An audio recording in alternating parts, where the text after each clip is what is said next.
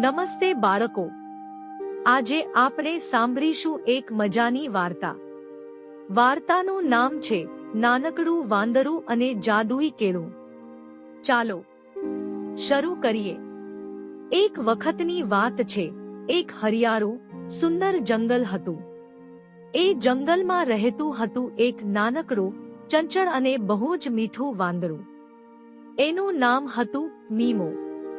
મીમો બહુ જ ઉત્સાહી હતો. થોડુંક નટખટ, થોડુંક સમજદાર અને બધાથી મોટું બહુ જ જિજ્ઞાસુ.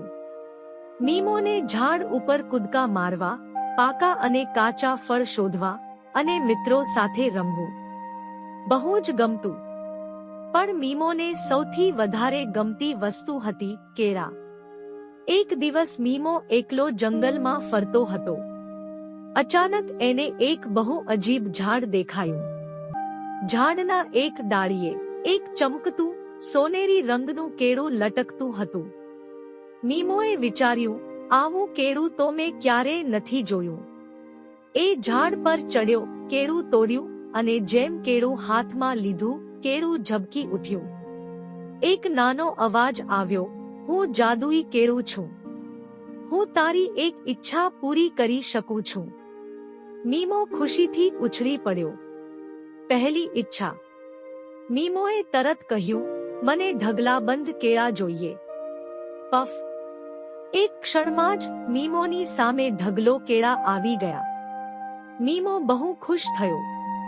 એને ખાધા, મિત્રોને આપ્યા અને ખુશીથી બોલ્યો, આ તો કમાલનું કેળું છે. લાલચ શરૂ થાય છે. થોડા સમય બાદ મીમોના મનમાં એક વિચાર આવ્યો, જો એક ઈચ્છા એટલી સારી રીતે પૂરી થઈ, તો બીજી ઈચ્છા કેમ નહીં? એણે ફરી કહ્યું, મને એક મોટું સુંદર ફળોથી ભરેલું ઝાડ આપો. અને પફ! એક મોટું ફળોથી ભરેલું ઝાડ ઉગ્યું. મીમો ખુશ, પણ હવે એની ખુશીની સાથે લાલચ પણ મોટી થવા લાગી. મીમોએ વિચાર્યું, જો મારી પાસે બધું જ હશે તો. એણે કહ્યું, મને જંગલનો સૌથી શક્તિશાળી વાંદરું બનાવી દો. પફ! મીમો બહુ મોટો અને ભારે થઈ ગયો. પણ હવે એ ઝાડ પર ઉછળી શકતો નહોતો. પહેલાની જેમ રમી શકતો નહોતો. મિત્રો પણ ડરી ગયા. મીમો ઉદાસ થયો. મીમો બેઠો હતો, માથું ઝુકાવેલું હતું. એણે ધીમેથી કહ્યું, મારે આટલું બધું મોટું નહોતું બનવું. મારે તો મારા જેવું જ રહેવું હતું. ત્યારે જ જાદુઈ કેળામાંથી અવાજ આવ્યો, મીમો, વધારે લાલચ ક્યારેક ખુશીને દુઃખમાં બદલી દે છે. સાચી ઈચ્છા. મીમોએ આંખ મીચીને બોલ્યું, મને પહેલા જેવો મીમો બનાવી દો. અને આ કેળું ગરીબ મિત્રો માટે રાખો. પફ! મીમો ફરી નાનકડો, ચંચળ બની ગયો. અને કેળું ધીમેથી લુપ્ત થઈ ગયું. મીમો ફરી ઝાડ પર કૂદકા મારવા લાગ્યો, મિત્રો સાથે રમ્યો અને ખુશીથી બોલ્યો, હવે મને ખબર પડી, જે પાસે હોય છે એટલું પૂરતું હોય છે. એ જ સાચી ખુશી.